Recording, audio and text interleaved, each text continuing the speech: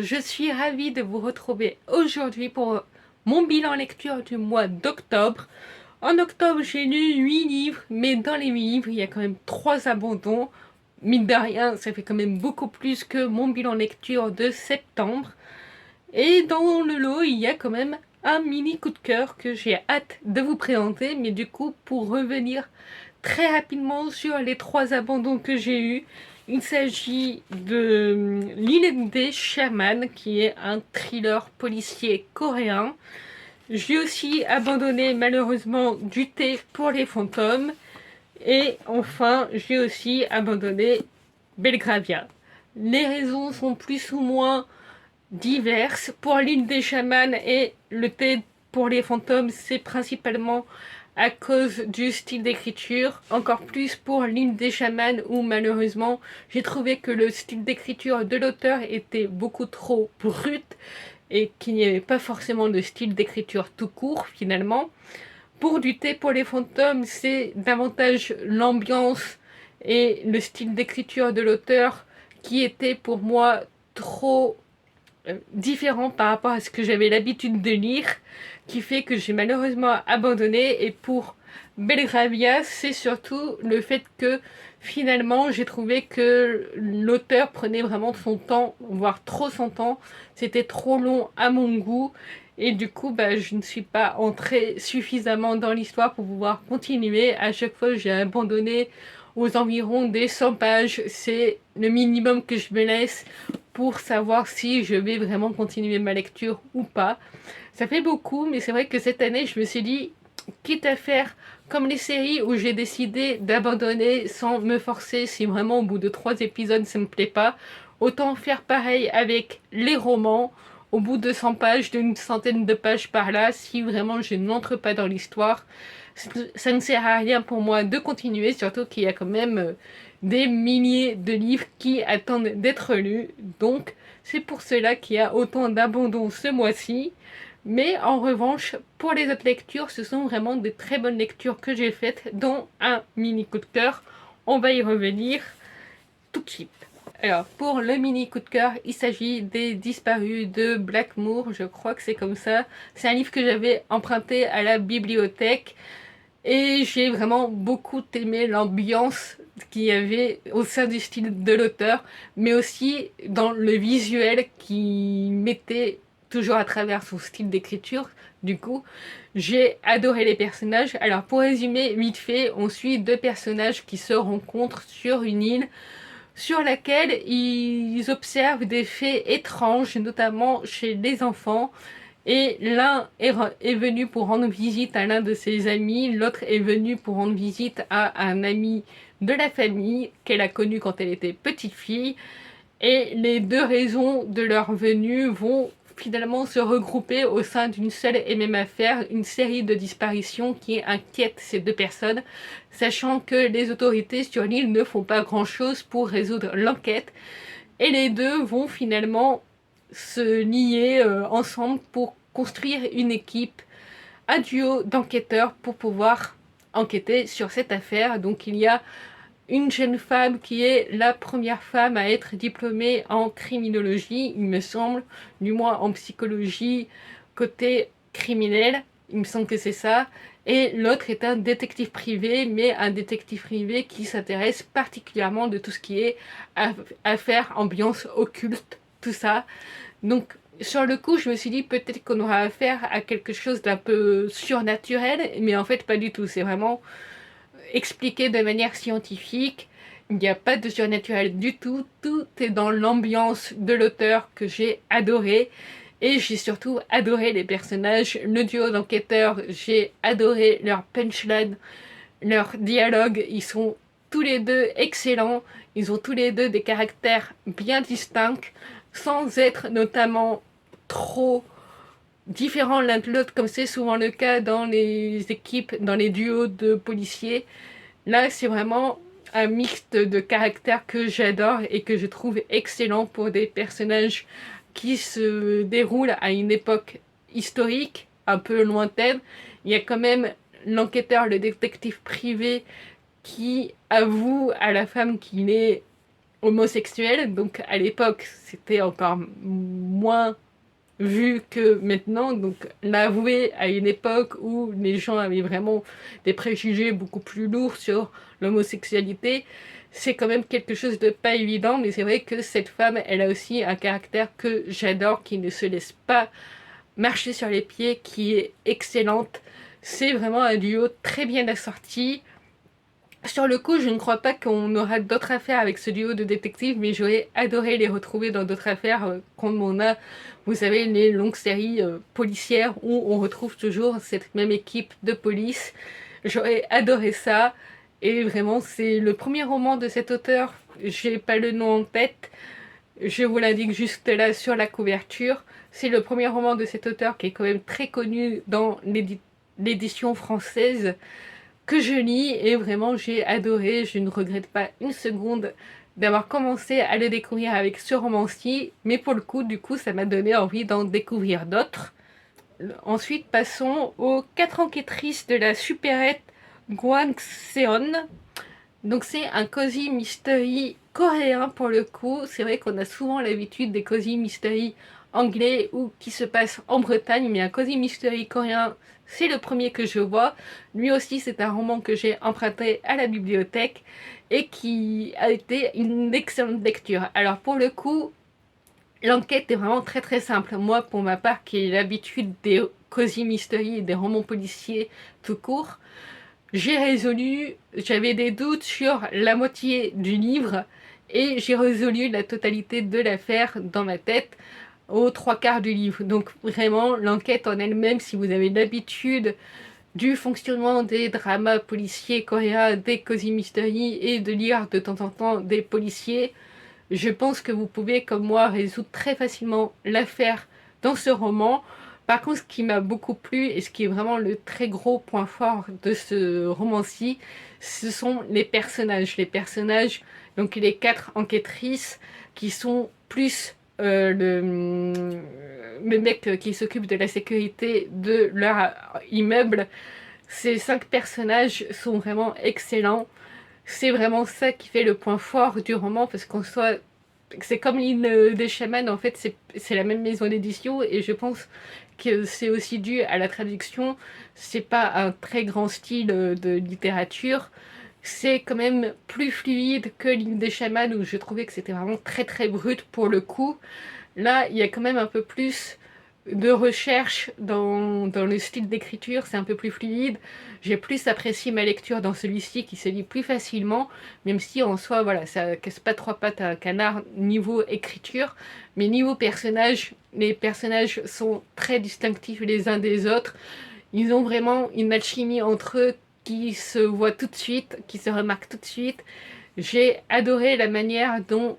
Alors, pour résumer très brièvement le livre, il y a un pervers qui sévit dans le quartier, surtout au niveau de l'immeuble où elles habitent. Elles habitent toutes les 3 dans le même quartier et elles veulent attraper ce pervers qui échappe toujours à la police, qui fait que la police met quand même une très grosse somme sur celui qui arrivera à l'attraper, enfin pour celui qui arrivera à attraper ce pervers. Et du coup, ces 4 enquêtrices décident, pour aider une amie et elles-mêmes, d'enquêter pour pouvoir retrouver ce pervers. Et au fil de leur enquête, elles vont tomber sur une autre affaire plus ou moins similaire, en pensant sur le coup qu'il s'agit du même coupable, enfin de ce pervers-ci qui est coupable. Et en fait, elles vont se rendre compte petit à petit qu'il y a 2 coupables différents. Et du coup, elles vont se retrouver mêlées au sein de ces 2 affaires différentes. Et j'ai adoré l'humour, j'ai adoré l'ambiance. Et comme je le disais, vraiment, c'est les personnages qui, moi, m'ont fait adorer cette lecture. Les personnages, les 4 enquêtrices sont tous en couple, sauf une, qui est mère célibataire. Et les 3 qui sont en couple rencontrent toutes des problèmes au sein de leur couple. Et elles aimeraient bien, du coup, quitter à un moment donné leur mari, et en fait tout au long de l'enquête on suit vraiment les difficultés de dialogue qu'elles ont au sein de leur couple. C'est vraiment 3 couples très compliqués, et celle qui est mère célibataire n'a pas non plus une vie facile avec ses propres parents, c'est aussi compliqué. Au sein de tout ça, il y a le gars qui s'occupe de la sécurité, de la surveillance de leur immeuble, qui essaye de les aider du mieux qu'elle peut, et il y a aussi le psychologue de l'une d'entre elles qui essaye de l'aider, pareil, du mieux qu'il le peut. Et voilà, comme je le disais, c'est vraiment une enquête que je trouve assez facile à résoudre, mais c'est vraiment leur interaction ensemble, la manière qu'elles ont de réfléchir et de réunir petit à petit les indices entre eux qui m'a beaucoup plu dans cette lecture. On ressent pleinement l'ambiance des dramas policiers cosy. Si vous avez l'habitude de voir des dramas coréens, on ressent tout à fait cette ambiance-là, ce qui fait que j'ai vraiment beaucoup aimé cette lecture. Ensuite, j'ai eu un autre mini coup de cœur. Je ne sais pas si je le classerai vraiment au coup de cœur, celui-ci. Bref, vous allez voir, il s'agit du tome 1 du Bureau des Affaires Occultes, que j'ai beaucoup aimé. C'est une série de policiers historiques que j'ai toujours voulu découvrir. Et j'ai très bien fait, puisque j'ai vraiment beaucoup aimé l'ambiance. Là où je n'arrive pas vraiment à situer si c'est un mini coup de cœur ou pas, c'est que il y a vraiment des passages très très sombres qui m'ont un peu marqué malgré moi durant ma lecture.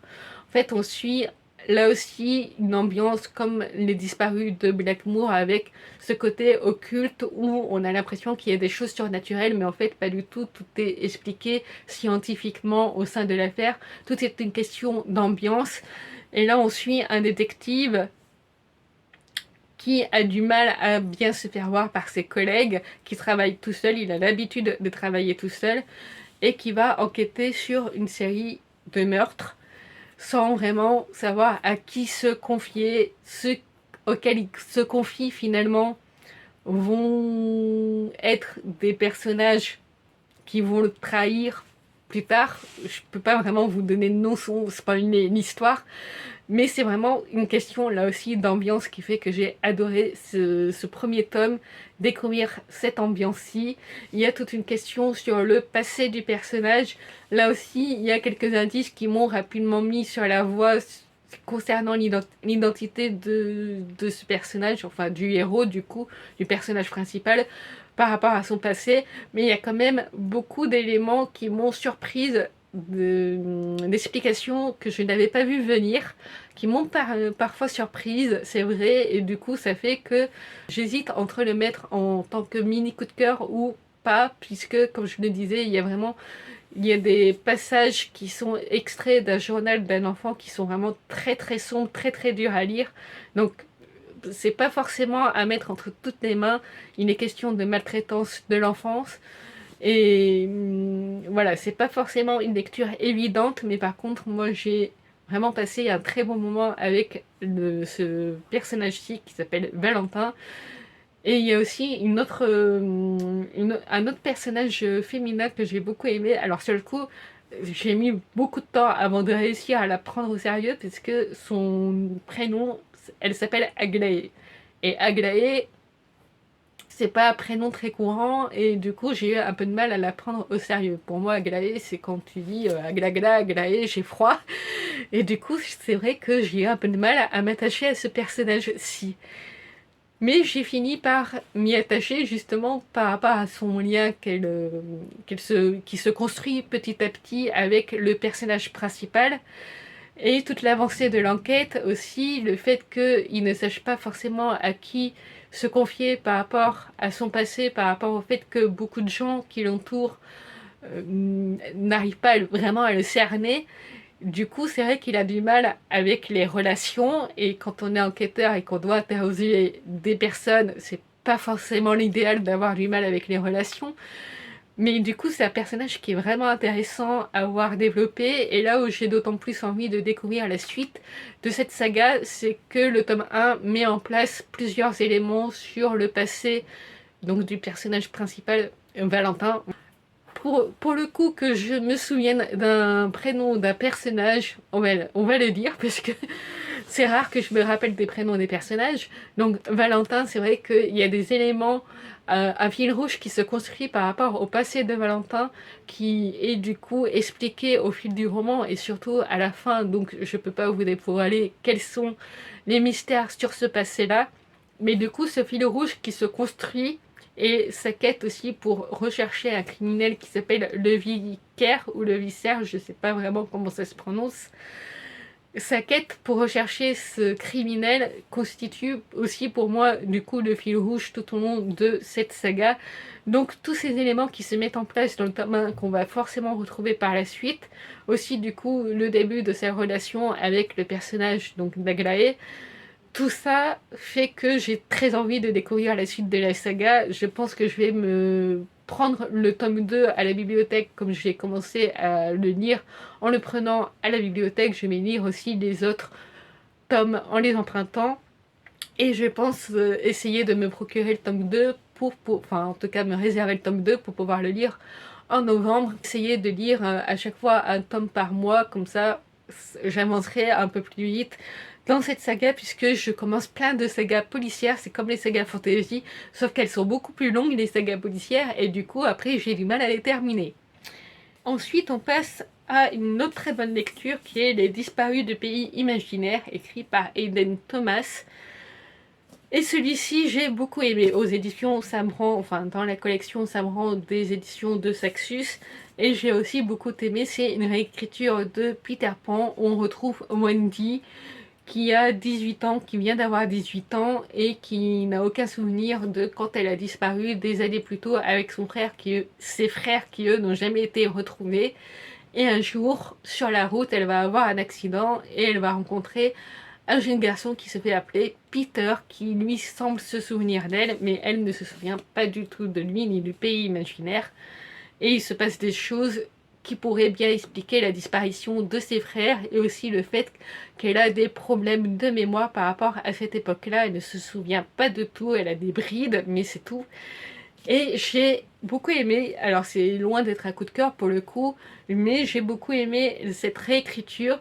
Je ne m'attendais pas, il y a des révélations à la fin, notamment sur la disparition des deux frères de Wendy, auxquels je ne m'attendais pas du tout et qui sont assez sombres. Et j'ai beaucoup aimé, ceci dit, la relation qui s'installe entre Wendy et Peter, comment elle évolue après, du coup, leur rencontre il y a des années de cela quand ils étaient enfants, enfin, du coup, quand Wendy était enfant. Peter, dans cet univers-ci, malheureusement, constate qu'il grandit et lui, ça ne lui plaît pas du tout qu'il grandit, surtout que sa magie s'en va aussi petit à petit. Et Peter, il rejoint Wendy, il lui demande de l'aider à retrouver son ombre qui a encore disparu. Et de fil en aiguille, du coup, ils vont enquêter sur la disparition de l'ombre. Et il y a au sein de leur quartier plusieurs enfants qui disparaissent mystérieusement. Donc pour eux, tout est lié. La disparition de l'ombre, la disparition des enfants. Encore faut-il pouvoir enquêter et retrouver ces enfants sans que n'en mêler la police, puisque aller expliquer tout ça à la police, c'est sûr et certain qu'ils ne les croiront pas. Mais du coup, c'est loin d'être évident toute cette histoire. Donc il y a des éléments qui sont assez sombres, notamment au sein de la résolution de l'affaire sur les disparitions des enfants, enfin des frères, mais aussi de certains enfants du coup, et sur en ce qui concerne l'ombre, et notamment aussi sur le pays imaginaire qui revient sur l'une des nombreuses théories que l'on a autour de Peter Pan. Je ne peux pas du coup vous dévoiler ce que c'est, ce serait vous spoiler toute l'intrigue du roman. Mais du coup, moi, c'est une théorie qui circule déjà pas mal au sein de Peter Pan, que j'avais déjà vue, notamment sur le pays imaginaire, sur ce que représente le pays imaginaire. Et c'est une théorie que j'aime beaucoup. Mais c'est vrai que je ne m'attendais pas forcément à la retrouver ici, quand elle apparaît. Par contre, j'ai beaucoup aimé, comme je le disais, la relation entre Peter et Wendy, même si c'était sûr et certain que cette relation, pour moi, n'allait pas pouvoir aboutir. Quand on sait ce que représente Peter Pan, ça me paraît compliqué pour lui d'engager une relation amoureuse. Donc de base, on peut se douter que ça va pas se finir en happy ending pour leur relation amoureuse, mais je vous laisse découvrir tout ça en lisant le roman. J'ai aussi beaucoup aimé la relation de Wendy avec ses parents, notamment avec son père qui est protecteur, assez protecteur avec elle, même si elle a 18 ans en soi, elle est devenue adulte. Mais du coup, j'ai beaucoup aimé cette relation qu'elle a avec son père, avec sa mère, qui est du coup compliquée puisqu'ils sont tous marqués par la disparition des frères de Wendy. Wendy n'arrive pas à se souvenir du moindre détail de cette époque-là. Et du coup, c'est compliqué pour cette famille-ci. Mais c'est vrai que j'ai bien aimé. J'aime pas un grand style de littérature non plus, ça reste du young adulte. Mais en soi, l'histoire, l'intrigue, tout ça est quand même très bien mené, je trouve. Et on retrouve totalement l'ambiance de Peter Pan du conte original qui est un de mes contes préférés. C'est pour ça à la base que je voulais le lire, en plus du fait que ce soit un très bel objet livre. D'ailleurs, je n'ai pas précisé, ce bilan lecture sert aussi de bilan pour le Geek Mythology Book Challenge de Kimi Collection qui prend fin fin novembre, fin octobre, pardon. Et du coup, il était aussi glissé dans cette pile à lire. Il y avait également au sein de cette pile à lire Les Disparus de Blackmoor, La Muse Rouge et le roman de Michael Roche dont je ne me rappelle plus le titre qui avait été pourtant un gros coup de cœur pour moi. Et du coup, il y avait aussi dans cette pile à lire Le Chat du bibliothécaire. Je croyais que c'était le tome 1, mais non, il s'agit du tome 3 et du coup, je peux vous confirmer qu'il n'y a aucun souci pour la compréhension de l'intrigue. Vous pouvez les lire totalement indépendamment dans l'ordre que vous voulez. Mais du coup, j'ai beaucoup aimé et donc je tiens quand même à lire le tome 2 et le tome 1 que je vais lire avant de lire du coup le tome 3. Donc dans Le Chat du bibliothécaire, on suit un bibliothécaire qui s'appelle Charlie, donc c'est le personnage principal de cette saga, c'est lui qui enquête à chaque fois sur les crimes. Et dans ce tome-ci, il va rencontrer Connor Layton qui est un dramaturge qui a une mauvaise réputation à cause de son caractère qui est prétentieux, qui a une autre opinion de lui-même. Et pour cause, il est quand même connu pour être talentueux dans ce qu'il fait, mais voilà, du coup, il le sait et donc il a une très haute opinion de lui-même, ce qui fait que c'est pas facile forcément de collaborer avec lui un jour que Connor va être retrouvé mort. Et malheureusement pour Charlie, l'une des suspectes ne sera autre que sa fille Laura qui est passée les voir avec son fils Sid, qui est son fils aîné, qui est avocat. Et elle va se retrouver mêlée malgré elle à cette affaire. Et donc Charlie va tout faire pour pouvoir innocenter sa fille puisqu'il est persuadé qu'elle est innocente. Et il faut savoir que Laura a eu une relation amoureuse avec Connor, donc c'est pour ça que petit à petit les enquêteurs s'interrogent sur le fait qu'elle puisse être une potentielle suspecte sur cette affaire. Et là aussi j'ai beaucoup aimé, donc vous voyez, même si j'ai eu 3 abandons, le reste de mes lectures ont été plutôt très bonnes. Et celui-ci, ça a été, je pense, un mini coup de cœur quand même. Un mini coup de cœur, ne serait-ce que pour l'ambiance qu'il y a au sein de ce récit. Et surtout, il y a aussi toute une question de relation entre les personnages.